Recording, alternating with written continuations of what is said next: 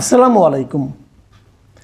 প্রিয় দর্শক, আপনারা জানেন যে গতকাল শুক্রবার রাতে সন্ধ্যার পর জাতীয় পার্টির অফিসের সামনে জাতীয় পার্টির নেতাকর্মীর সঙ্গে গণ অধিকার পরিষদের নেতাকর্মীদের একটা বড় ধরনের সংঘর্ষ হয়েছে এবং সেই সংঘর্ষে গণ অধিকার পরিষদের যিনি নেতা, মূল নেতা নুরুল হক নূর, যাকে সবাই ভিপি নূর হিসেবে চেনেন, তিনি মারাত্মকভাবে আহত হয়েছেন এবং উনি এখন হাসপাতালে চিকিৎসাধীন আছেন। কিন্তু প্রশ্ন হচ্ছে, এই সংঘর্ষটা কেন হলো? সংঘর্ষটা কে করলো? জাতীয় পার্টির দিক থেকে বলা হচ্ছে যে তাদের অফিসে গণ অধিকার পরিষদের লোকজন আক্রমণ করেছিল, আর বিপরীত দিকে গণ অধিকার পরিষদের পক্ষ থেকে বলা হচ্ছে যে তারা নাকি সামনে দিয়ে একটা মিছিল নিয়ে যাচ্ছিল বিজয়নগর দিয়ে, তখন নাকি ওই জাতীয় পার্টির অফিসের সামনে কিছু লোক ছিল তারা নাকি তাদের মিছিলের উপর অ্যাটাক করেছে। এখন এটার কোনটা সত্য কোনটা মিথ্যা, এটা এই মুহূর্তে ওখানে যখন আমরা ছিলাম না আমরা হয়তো বলতে পারবো না, কিন্তু বাস্তবতা হলো আক্রমণটা হয়েছে। এবং আরও বাস্তবতা হলো ঘটনাটা ওখানে দুবার ঘটেছে। একবার সন্ধ্যা দিয়ে ঘটেছে, দ্বিতীয়বার আবার জাতীয় পার্টির অফিসের সামনে আক্রমণটা হয়। প্রথম গণ অধিকার পরিষদের লোকজন চলে যায়, পরে তারা আবার আসে। এবং আমি বিভিন্ন পত্রপত্রিকায় যে রিপোর্ট পড়লাম সেখানে আমি দেখতে পেলাম যে দ্বিতীয় দফা যখন আসে তারা, তখন সেনাবাহিনী পুরো জিনিসটাকে শান্ত করতে যেয়ে সবাইকে 10 মিনিটের সময় দেয়। তারা বিশেষ করে গণ অধিকার পরিষদের লোকজনকে বলে 10 মিনিটের সময় দেওয়া হলো যেন তারা চলে যায়, কিন্তু তারপর না যাওয়ায় তাদের উপর ব্যাপক লাঠিচার্জ করা হয়। আমি যতটুকু ভিডিওতে দেখেছি, নুরুল হক নূর যখন মার খাচ্ছিলেন, এই ঘটনার বেশ কিছু ভিডিও ফুটেজ সোশ্যাল মিডিয়ায় দেখা গেছে। আমি যতটুকু দেখেছি, জাতীয় পার্টির কেউ তাকে মারেনি, মানে উর্দিপাড়ার লোক কেউ একজন তাকে মেরেছে, একজন না একাধিকজন মেরেছে। এই দৃশ্য আমি দেখেছি। এটা কি সেনাবাহিনী সেই নির্দেশনা না মানার কারণে ওনাকে মারা হয়েছে আমি ডিটেল বলতে পারবো না। তবে এক্ষেত্রে আইএসপির একটা বিবৃতি পাওয়া গেছে। আইএসপির বিবৃতিটা আপনাদেরকে আমি পুরোটা পড়ে শোনাতে চাই যে তারা আসলে কি বলছে। আইএসপির বলেছে যে ঘটনার শুরুতে আইন শৃঙ্খলা রক্ষাকারী বাহিনীর সদস্যরা উভয় পক্ষকে শান্ত থাকতে এবং শান্তিপূর্ণভাবে স্থান ত্যাগ করার জন্য ও দেশের বিদ্যমান আইনের প্রতি শ্রদ্ধাশীল থেকে শান্তিপূর্ণ প্রক্রিয়ায় নিজেদের মধ্যে মতপার্থক্য দূর করার জন্য অনুরোধ জানায়।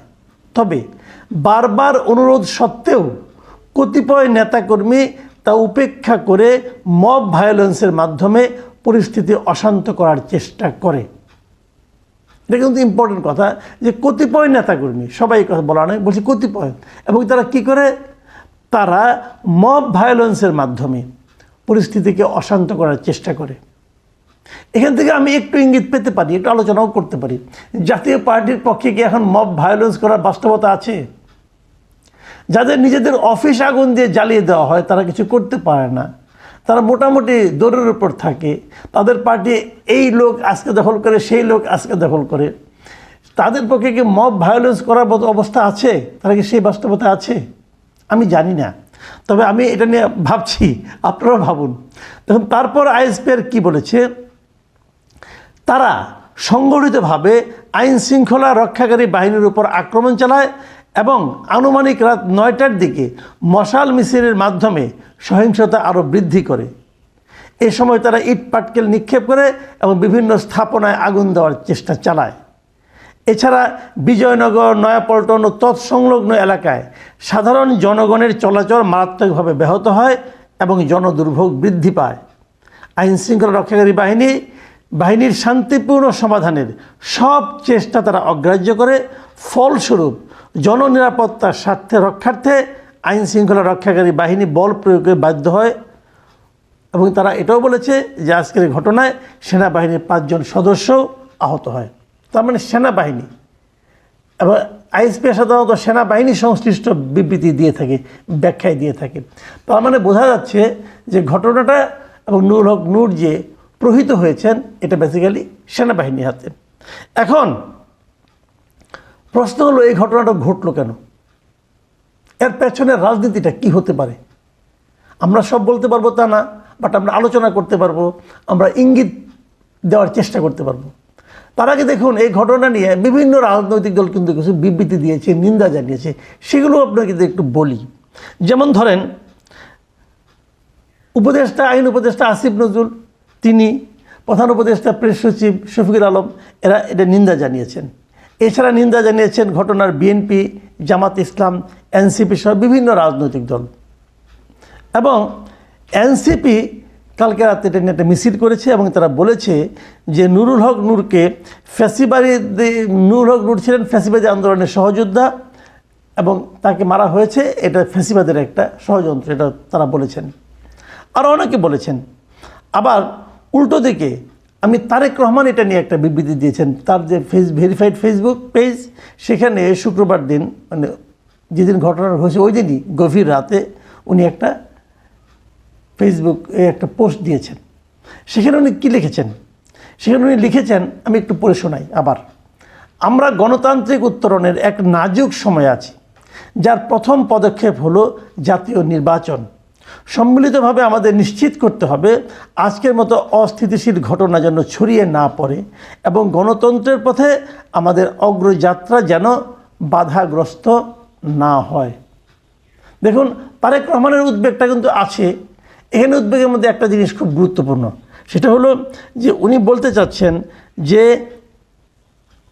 জাতীয় নির্বাচনটা যাতে এই ঘটনার প্রেক্ষিতে বাধাগ্রস্ত না হয়। ওনার উদ্বেগটা হলো এখানে। কেন এই ঘটনার সঙ্গে জাতীয় নির্বাচনের বাধাগ্রস্ত হওয়ার কারণ উনি কেন দেখতে পাচ্ছেন? এই জায়গাটাতে রাজনীতি, এই জায়গাটাই আমাদের মূলত দেখার বিষয়, যে এই ঘটনার প্রেক্ষিতে জাতীয় রাজনীতি বিঘ্নিত হতে পারে। দুটো আশঙ্কার কথা আমি বলি। প্রথম আশঙ্কা হলো জাতীয় পার্টির অফিসে হামলা অথবা এই যে মারামারি, নুরুল হক নূর তিনি তার আহত হওয়া এবং মারাত্মকভাবে আহত হয়েছেন উনি, এই যে ঘটনা, এই ঘটনার প্রেক্ষিতে এখানে একটা বড় ধরনের বিতর্ক উঠতে পারে যে দেশে এখন নির্বাচনের পরিবেশ আদৌ আছে কি নেই।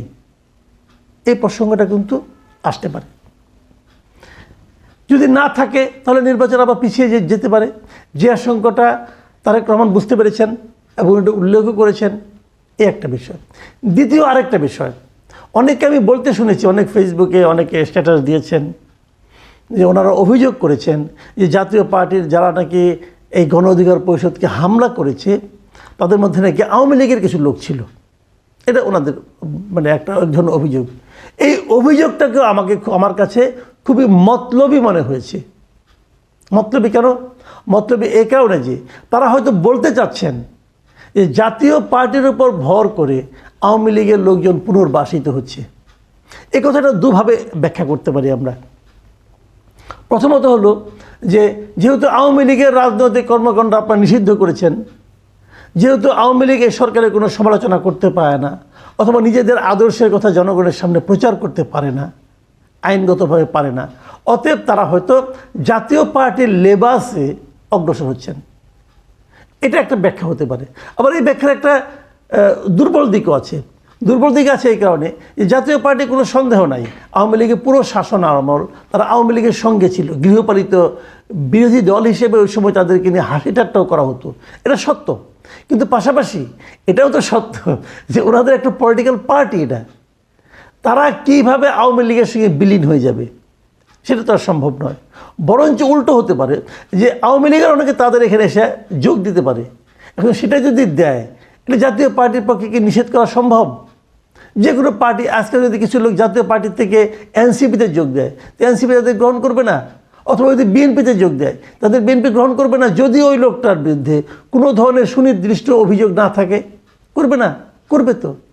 তাহলে সেটাও হতে পারে, আবার নাও হতে পারে। এটা একটা দিক। দ্বিতীয় যে দিকটা বলে আমি শেষ করব, এবং সেটাই হচ্ছে সবচেয়ে গুরুত্বপূর্ণ এই কারণে যে আওয়ামী লীগের রাজনৈতিক কর্মকাণ্ড নিষিদ্ধ। আওয়ামী লীগ নির্বাচন করতে পারবে না তাহলে, কারণ আওয়ামী লীগের যে নির্বাচনী প্রতীক সেটাও কিন্তু ওই নির্বাচন কমিশনের যে তালিকা আছে, প্রতীকের তালিকা আছে, সেই তালিকা থেকে সরিয়ে ফেলা হয়েছে। আওয়ামী লীগের নিবন্ধন নির্বাচন কমিশন স্থগিত করে রেখেছেন। তাহলে আওয়ামী লীগ নির্বাচনে যদি অংশ না নিতে পারে, হাইপোথেটিক্যালি আমি যদি ধরি যেহেতু নির্বাচন আর 5 মাস বাকি আছে, আমি ধরে নিচ্ছি আওয়ামী লীগ নির্বাচন করতে পারবে না। যদি না পারে, আওয়ামী লীগের ভোটগুলো কোথায় যাবে? অনেকগুলো অপশন চিন্তা করা হয়েছিল। কেউ ভেবেছিল, আমি অনেকে আওয়ামী লীগের ভোটাররাও আমাকে বলেছিলেন তারা হয়তো ভোটই দিতে যাবেন না, এমনও হতে পারে। আবার কেউ কেউ ভাবছিল এই ভোটগুলি হয়তো বিএনপির দিকে যেতে পারে, আবার জামাতের দিকেও কিছু যেতে পারে, অথবা এনসিপির দিকে যাবে বলে আমার কাছে মনে হয় না, তারপরে যেতে পারে, কেউ কেউ দিতেও পারে। কিন্তু সবচেয়ে যে বড় সম্ভাবনাটা কথা এখন আলোচিত হচ্ছে যে যদি জাতীয় পার্টি নির্বাচন করে এবং যদি সারা দেশে আওয়ামী লীগের সমস্ত ভোট জাতীয় পার্টিতে চলে আসে, তাহলে কিন্তু নির্বাচনে একটা ডিজাস্টার হয়ে যেতে পারে। ডিজাস্টার কী অর্থে আমি বলি? ডিজাস্টার আসলে নেতিবাচক অর্থে বললাম, আসলে ডিজাস্টার না, মানে নির্বাচনের যে ফলটা সবাই ভাবছেন যে এটাই হবে এটাই হবে, তার একদম আমূল পরিবর্তিত একটা ফল আসতে পারে। কাজেই এটাকেও কিন্তু কেউ কেউ ভয় পেতে পারে। কেউ যদি ভাবে যে আমাদের তো নিশ্চিত যে আমরা দ্বিতীয় স্থানে থাকব, দেখা গেল তারা দ্বিতীয় স্থানে আর থাকতে পারলো না, তখন তারা তো আতঙ্কিত হতেই পারে। আর এই যে আতঙ্ক, এখান থেকে বের হওয়ার উপায় কি? সম্ভাব্য একটা উপায় হলো জাতীয় পার্টিকে নিষিদ্ধ করে দেওয়া। আপনি নিষিদ্ধ কিভাবে করবেন? আওয়ামী লীগকে তো করেছেন, জাতীয় পার্টিকে কিভাবে করবেন? যদি আপনি বলতে পারেন, দেখাতে পারেন যে জাতীয় পার্টিও ফ্যাসিস্ট কর্মকাণ্ড করছে, তার অফিসের সামনে দিয়ে কেউ মিছিল নিয়ে গেলে তারা আক্রমণ করছে, এই আচরণগুলির প্রেক্ষিতে যদি তাদেরকে আপনি নিষিদ্ধ করার একটা চেষ্টা করেন অথবা নিষিদ্ধ করতে পারেন, তাহলে কিন্তু ওই যে আতঙ্কের কথা বললাম সেটা কিন্তু আর থাকবে না। এবং আমার ধারণা আজকালকের মধ্যে দেখবেন এই আলোচনাটা উঠতে থাকবে যে জাতীয় পার্টিকেও নিষিদ্ধ করতে হবে অথবা জাতীয় পার্টিকেও নির্বাচনের বাইরে রাখতে হবে। জাতীয় পার্টিকে নির্বাচনের বাইরে না রাখতে পারলে ওই আতঙ্ক কিন্তু ওই বিশেষ দলগুলোর থেকে যাবে না, এবং সেই দলগুলো এই মুহূর্তে পাওয়ারফুল, তারা সেটা করতে চাইতেই পারে। প্রিয় দর্শক, আপনারা সামনের দিনগুলোর দিকে একটু নজর রাখেন, দেখতে পারবেন যে কী হচ্ছে, এবং তাহলে বুঝতেও পারবেন যে কেন হচ্ছে। এখন এ পর্যন্তই। আল্লাহ হাফেজ।